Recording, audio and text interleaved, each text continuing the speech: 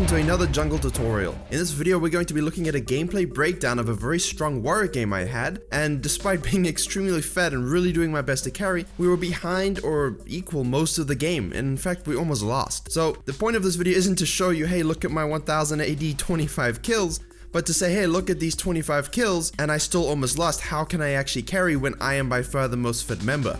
This includes playing with a pace that is by far faster than anyone else in the game. You need to be available for objectives, you need to control the objectives, you need to be there to gank for your team, clean up any messes, and most importantly, you need to know what to do in team fights so that you and your team can have the best chance to come out ahead. And yes, this game, both junglers, myself and the enemy jungler, were the ones trying to carry the teams, and she did actually perform well, so it's worth noting we had a good battle.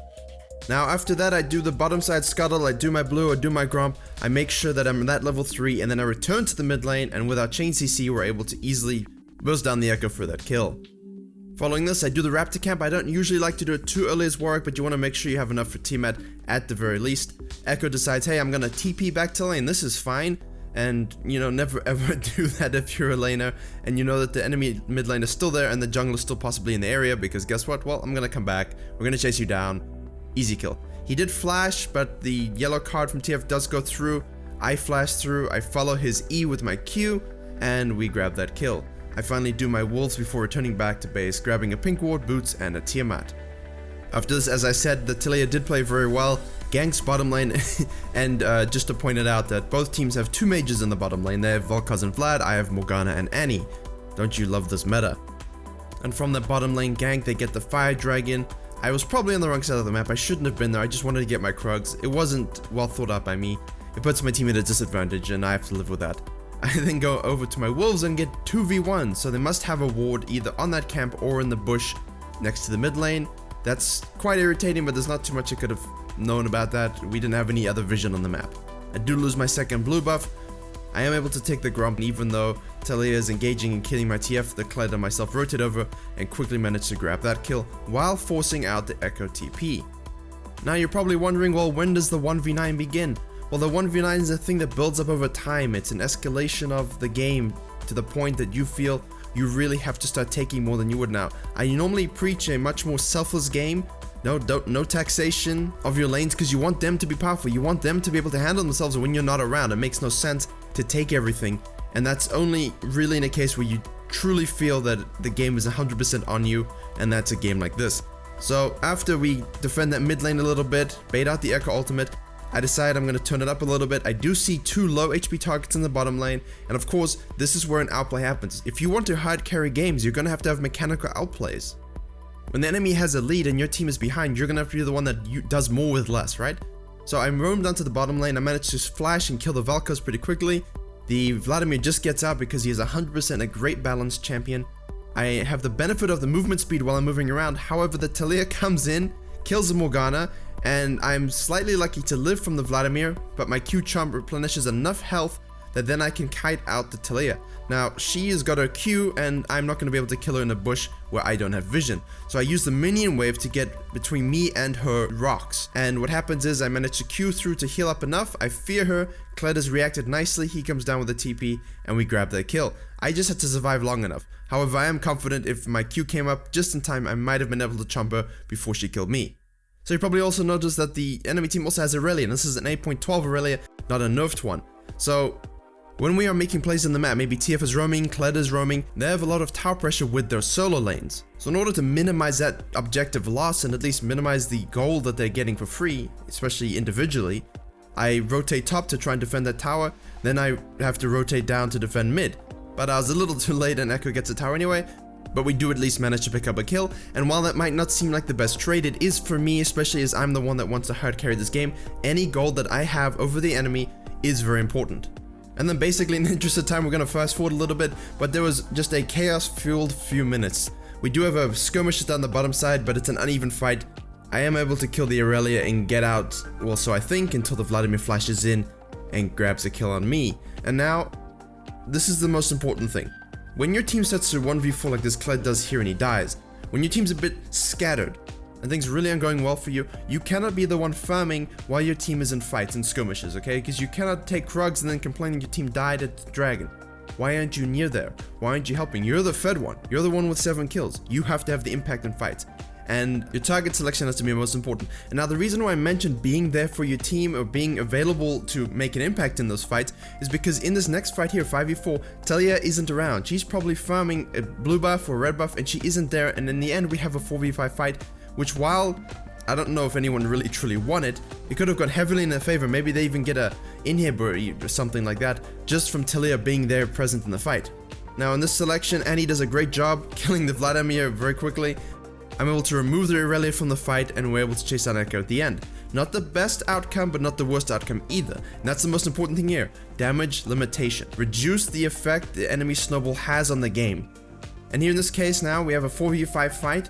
Annie does a great job again, instantly killing someone with the ult, and that's all you really need from her. If she can at least do that, you can carry the game. You always need someone to at least do something.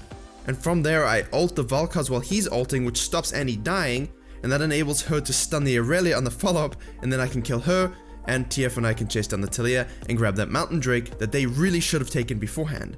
So this might look like a horrible game, but we've come out on top with 2 fights, we've gotten 2 towers and a dragon. We've normalized the game. We've actually equalized and slightly surpassed their gold lead, but it's important to note that you can look at the gold graph and think, hey, his team's ahead, this isn't really 1v9. Yeah, but I have all the gold.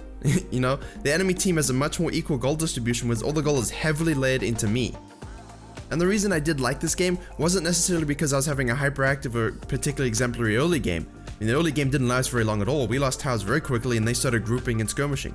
So what I liked about this was that the enemy team continuously grouped up and tried to take objectives once they realized as a collective they were probably still ahead. And it was all about mechanics and fighting. So here's another example. Echo flanks the top side of the mid lane. We are aware of this. All I need my team to do is make sure they have their CC ready, which is why CC is such a powerful thing in solo queue. He stuns the Echo, I fear him and chomp him so he's gone from the map. Now the enemy team automatically has to go back a little bit, while I flash in and ult the Valkaz to take his ult off the map, because even though Valkaz is behind, as someone who plays a lot of Valkaz, your ult and everything still does a crap ton of damage. It's not something you want to leave on the map when you're behind or particularly squishy.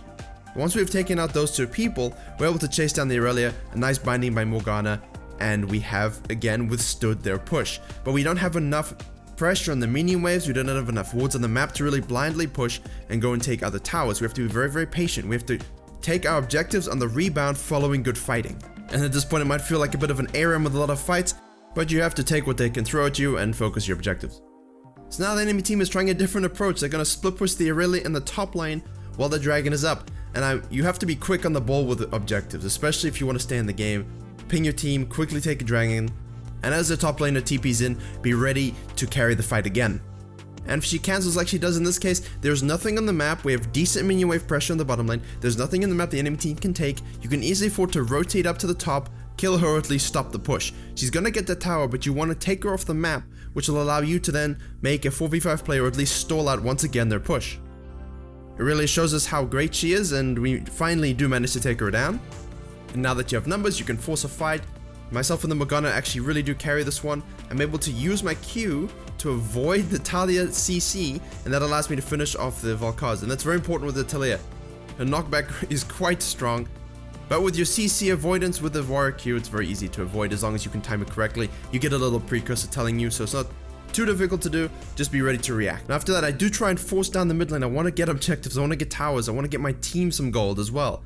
I am starting to get a few more assists in these fights as my team's damage does escalate. The delay and the ability for me to help carry fights means that every time we do that, they get a bit more gold. However, it really comes over and is quite difficult to take down. We're able to do it, but unfortunately Talia takes on the rest of the team and it's just me left. I use my Q once again to avoid her knockback, and I decide to retreat. She actually does have a level on me. It's really not worth me sticking around. The rest of their team is spawned. If I die, we 100% lose Baron and probably the game.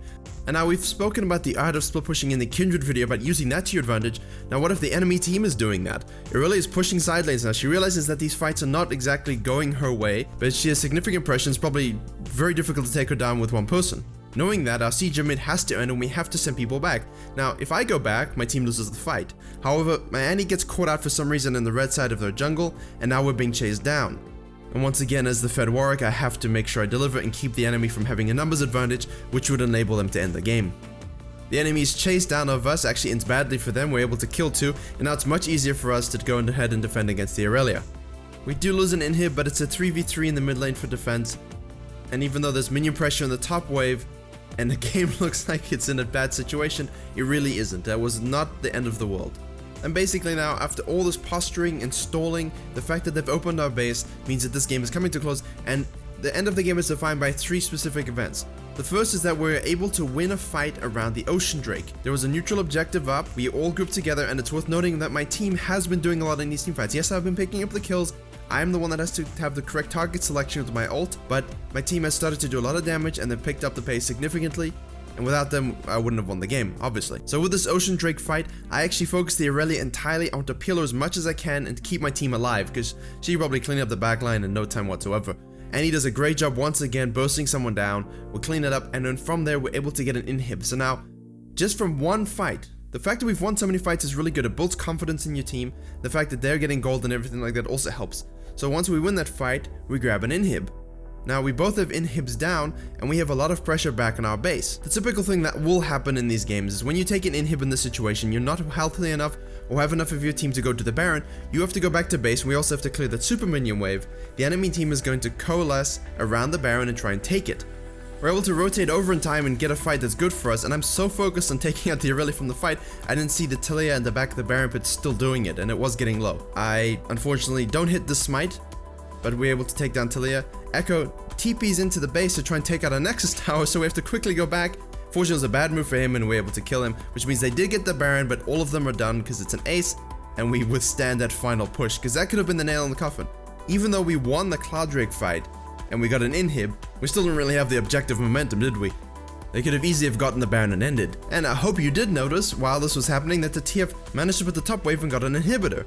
All because the death timers were so long and we didn't need all of us to go back for Echo. I just wanted to make sure I was there, and that TF can push quite well with himself with the Lich Bane, and the minion wave is quite big as well.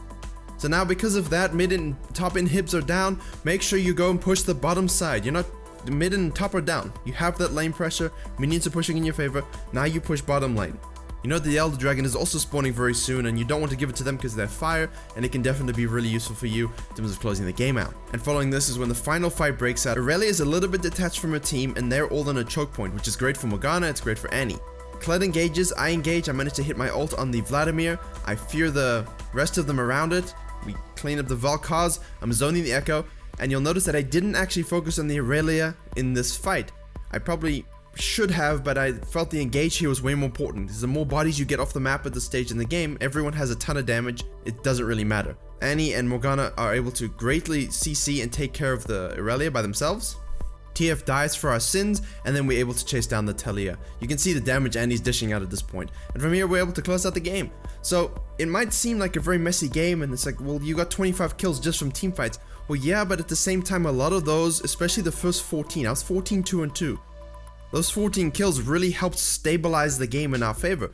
Otherwise, if I didn't have that, if I wasn't rotating and making sure to pick up as much as I could, defending towers and everything like that, we'd have been so far behind the goal, we wouldn't have been able to recover. And even though we did win this game, and I had 25 kills and we had way more kills in the end as a team, you can see from the graphs, it wasn't exactly a runaway win until right at the end.